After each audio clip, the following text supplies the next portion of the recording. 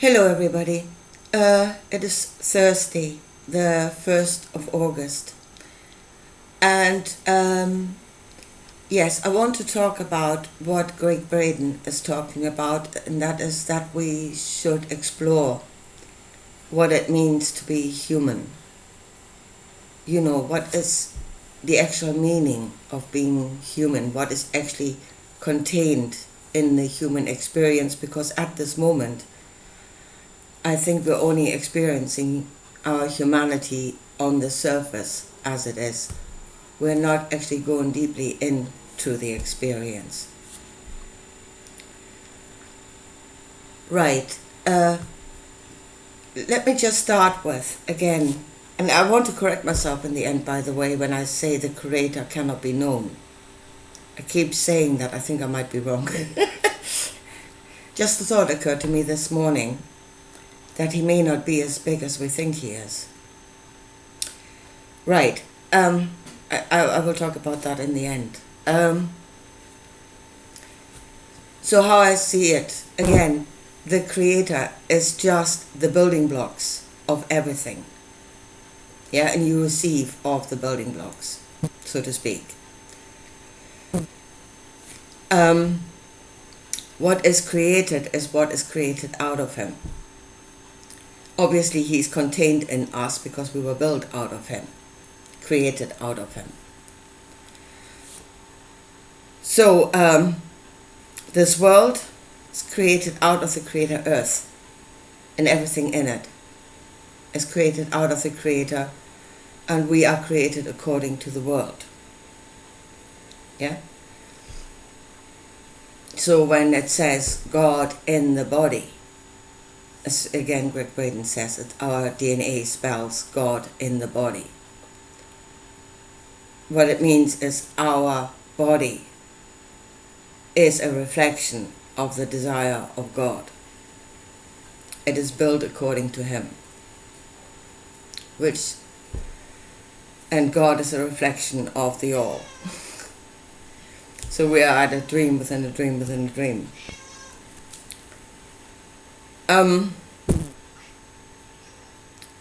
Right, so, and we're trying to find out what we are.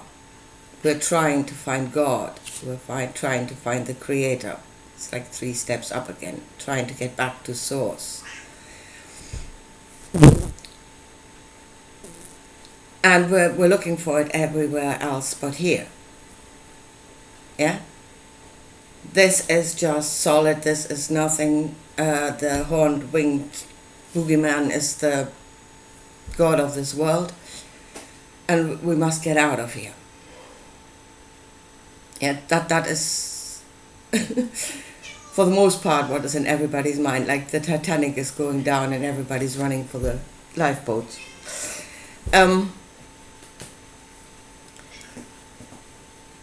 Right. I just want to just slightly go sideways for a moment, because there was something on my mind, and funnily enough that was Agatha Christie and her books and a character in her books. Now for you who don't know, Agatha Christie wrote crime novels like whodunits, and one of her characters was Miss Marple, which is she is a elderly spinster that lived her entire life in a little village in rural England. Yeah? And she knows the village, and she knows the people in the village intimately. Most of them she's known all their lives, because she's one of the oldest people there. And when she goes out into the world, to solve crimes, so to speak,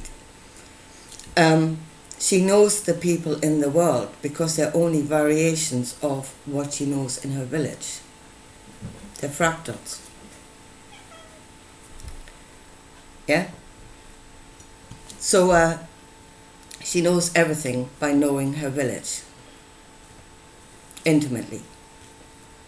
There's the intimate knowledge of a small place that then will give you knowledge of the wider universe. Because everything, and here is the thing, because everything is just a fractal of yourself, of everything, everything is just a fractal of each other. And that's why I said that I might be wrong when I say the Creator is unknowable.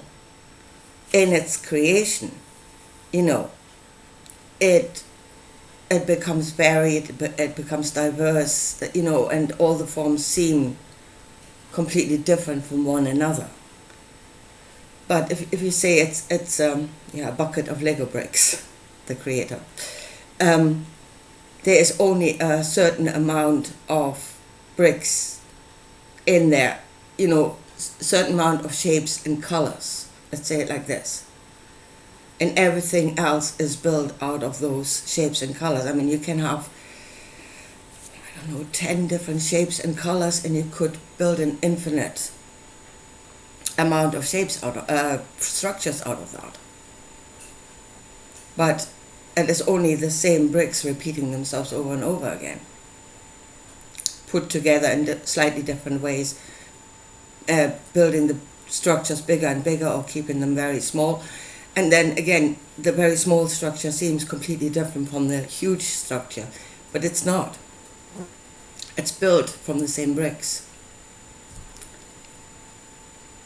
So again, if you knew the bricks themselves, you would know every structure that is built from them. And that's what I said, the Creator might not be that big. And maybe he can be known, and when you know him, you could know everything else. Right. So, let's get back to being human. Then you could say, by that thinking, you could say, if you know what it is like to be human, if you had a deeper understanding of the human experience, by knowing yourself, you would know, the universe.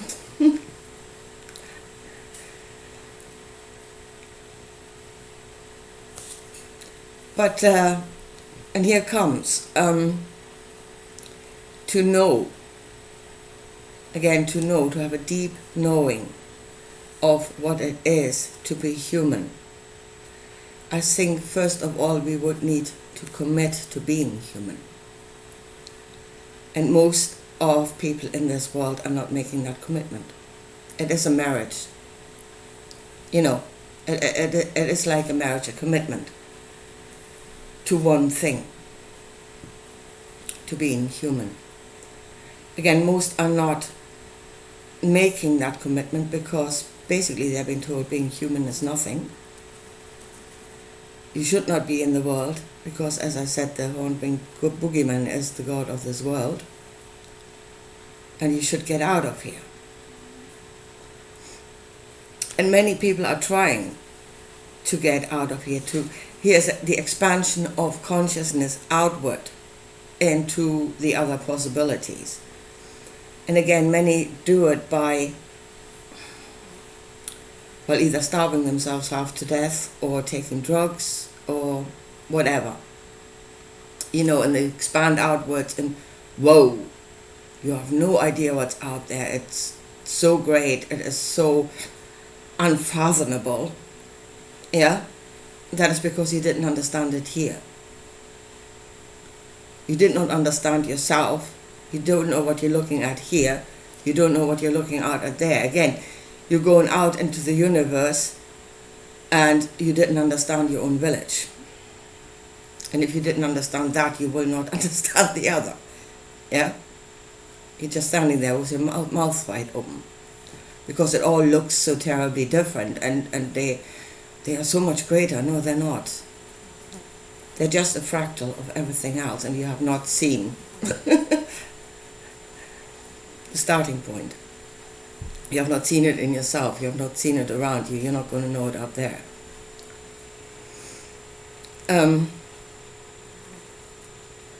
So yeah, a commitment to being human, to being in this world. And again, when it comes to variations of creator, how much do you need?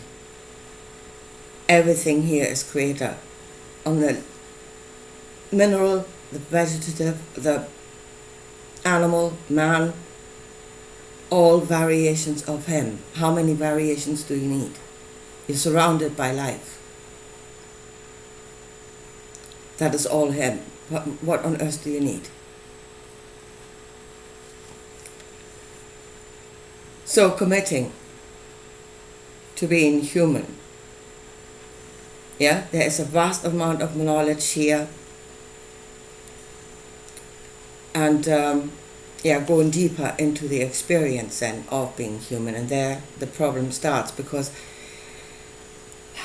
at the moment, again, I keep hearing this is just a dream and, a short experience, which it is at the moment. Again, I think it is like a dream and a short experience because we are not actually in the experience. We are observers. We are not actually experiencing the fullness of the experience. At the moment, I don't blame people. They're not really allowing life to touch them that much. Actually, they're trying to get away from it because they're afraid of getting hurt. Which at the moment, I don't blame them. But to really immerse ourselves, getting out from being the observer and going into life, into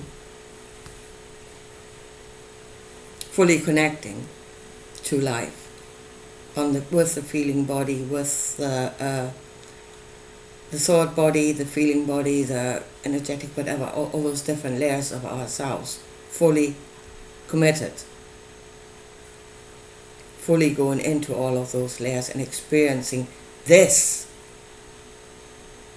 on the different levels, not going somewhere else, but here, now. Because there's a thing at the moment which, we are evolving. We will get a greater awareness. How do we do this? We change into something completely different. Yeah, we are going, I don't know, we're connected to the Pleiades, we're connected to, Orion, to I don't know where.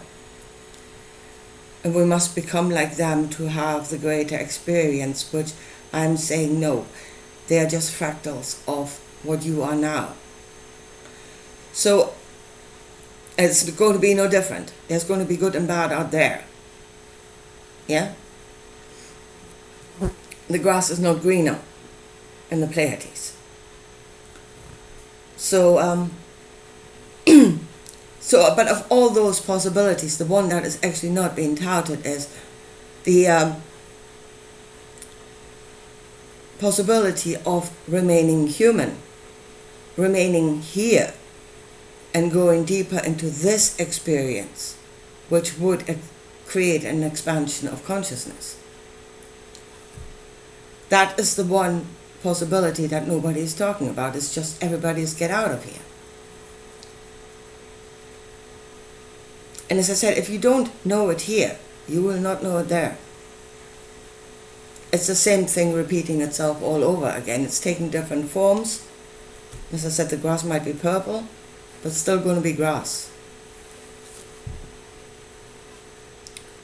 And so many, don't want to say in general, obviously it's not in general, but a lot of them, the ones that take the drugs, the ones that go on these trips and then they're coming and telling everybody about their expanded awareness. If you look at their own lives, their life is a mess. For many of them it is. Broken relationships, and you know them by their fruit. Again, they say they have a great knowledge of the universe, but they can't get their own life together.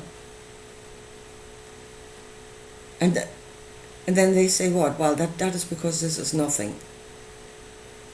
You know? Well, if you can't get the small thing together, if this is really nothing and so small, well, if you can't get that together, how are you so wonderfully aware of the greater thing? And you have deep knowledge, but that deep, great knowledge does not help you to get your own little life together. So what is that knowledge then that you have? So, yeah, I really think that because we already have a knowledge of being human, we have a knowledge, yeah, we know something about this. I say we are observers at the moment. We're kind of stood back from our own lives because we are afraid of getting hurt, mostly, which is fair enough. But we're already anchored here in some knowledge. Whereas if we go somewhere else, we have to start from scratch. And why would we do that? Yeah? Why not build on what we already have? Why not build on the human experience and go deeper into it? And as I said, if this is just one reflection of the Creator and everything else is just another variation of the same thing, you will know Him here every bit as much as you would know Him somewhere else. But I really think that in order to go deep into the knowledge, you would have to commit to one thing and go deeper and deeper into it. Otherwise, really, you become a jack of all trades and a master of none.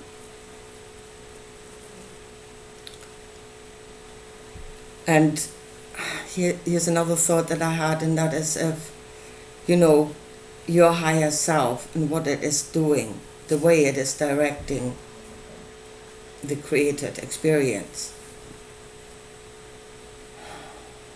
What is your higher self? Well, if your higher self is that which runs away from the challenge, then you may spend eternity running. So yeah, to explore what it means to be human.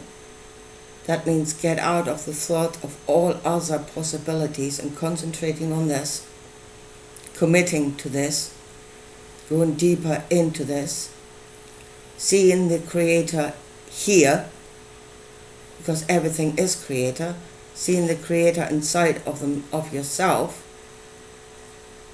here and now. He's here and now. You don't have to go somewhere else. And then we know our own village, we know our own world, we know that everything else is just a fractal of the same thing. Then we will know it.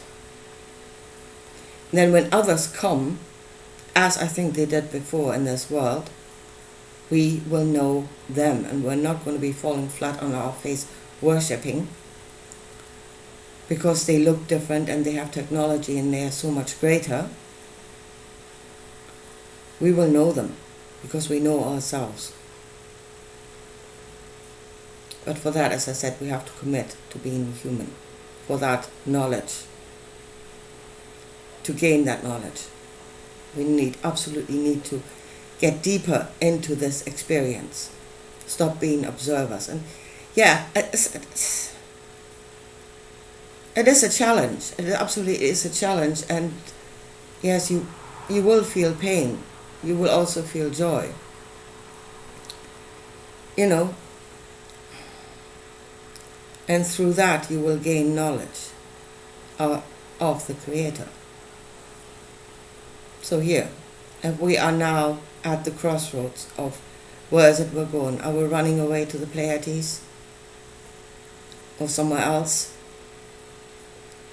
Are we letting others in? There's another possibility, heaven will come to earth. Are we letting others in and we're going to worship them and we become like them because they are so much greater than us? Or will we commit to being human and go deeper into the experience and know the Creator in that way? Anyway, I leave it at that for today, and I'll talk to you again soon. Bye.